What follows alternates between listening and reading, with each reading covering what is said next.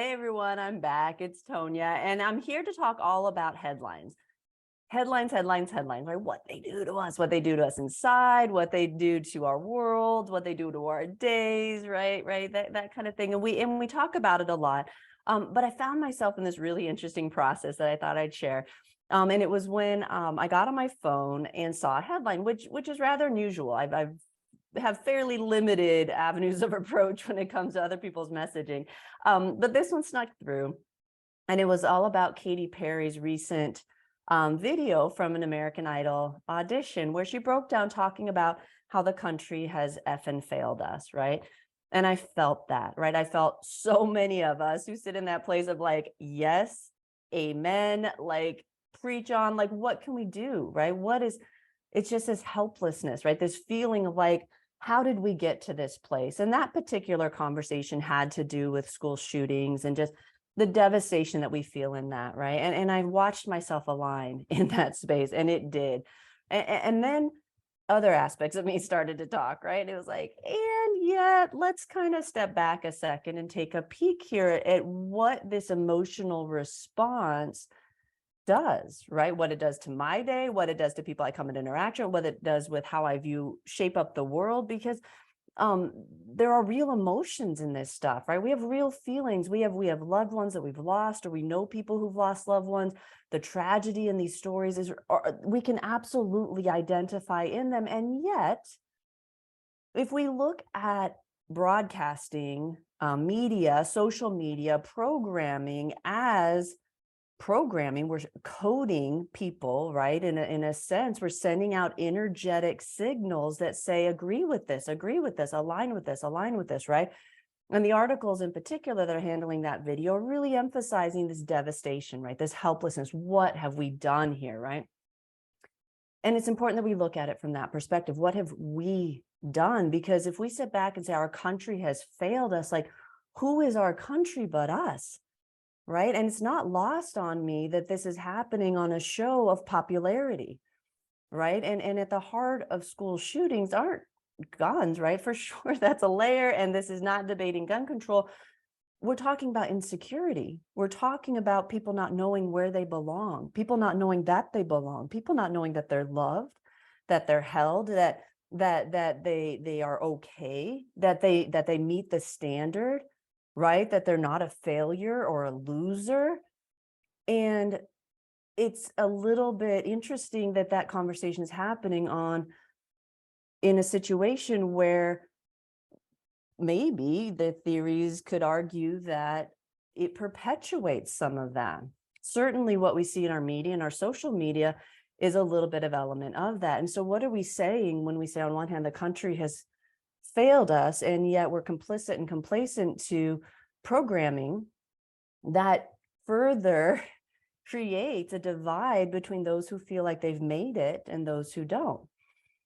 We start to see some discrepancies there, right? And so what are some alternatives? Because it's not enough just to say, okay, this is bad, but this is worse, right? Like, who gets to say that? Who gets to say if the feelings are worse and we should talk about the feelings, or if the programming is worse, so we shouldn't talk about the feelings? Or these aren't simple matters.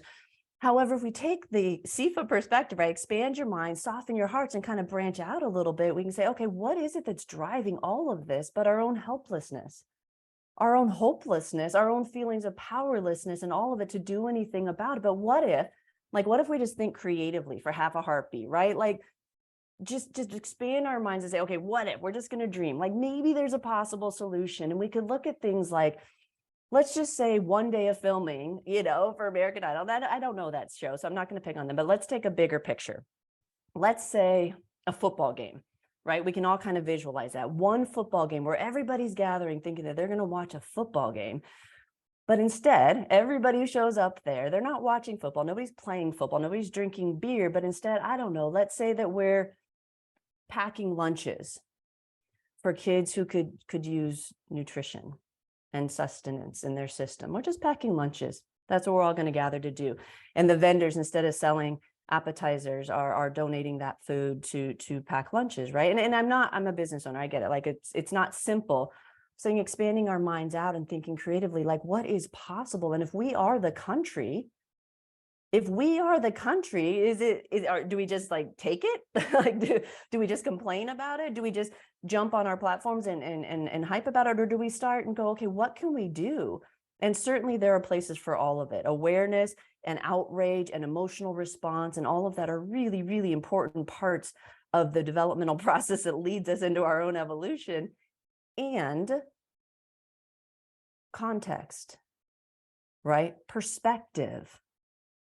Right? Who gets to stand on stage and be made to feel special, and who sits in their home and tries to figure out if they even have a place in the world, and in deciding that they don't, decide other people don't get to either. What are we doing? Right? What are we wanting to do? And where is it that we're wanting to go? And if we feel helpless and hopeless, is there anything we can do about it? And is there anywhere that we're contributing to situations that are perpetuating the problem? Perpetuating the problem when we're pitting us against each other. And there is competition and there's healthiness, and nothing against those shows at all, but I think that it's important to not talk out of both sides of our mouths. And so a possible way to hold these visions and these perspectives moving forward is to say, okay, this is where we are. We're outraged and we feel powerless. We don't know the solutions, yet we do want to find them. We do want everyone to feel special, and yet we like challenges and competition, right? We don't love the idea that everybody gets a trophy, but we don't like that people don't feel loved and supported. How can we have both? Right? How do we do all of that without perpetuating more of the same? And so a little perspective for today, a little processing of how all of those layers are in there, right? All of those layers. And I appreciate the outrage, right? We know this is not okay. What can we do about it? Right? And so what can we do about it? And we get to all think about that in our own spaces. So that's processing today. When we look at headlines, consider what layer you're focusing on, where you're processing that through, and what you're projecting forward into what's possible. And I got to tell you, folks, when we get creative, when we come together, there's huge potential in the world. And so continue to endeavor to find your own creative intelligence. Come over to superpowerexperts.com if you want to find out how to do that for yourself. Get bigger, think creatively, and I promise you we can figure this out. We will do better, and there are solutions. We love you, love each other.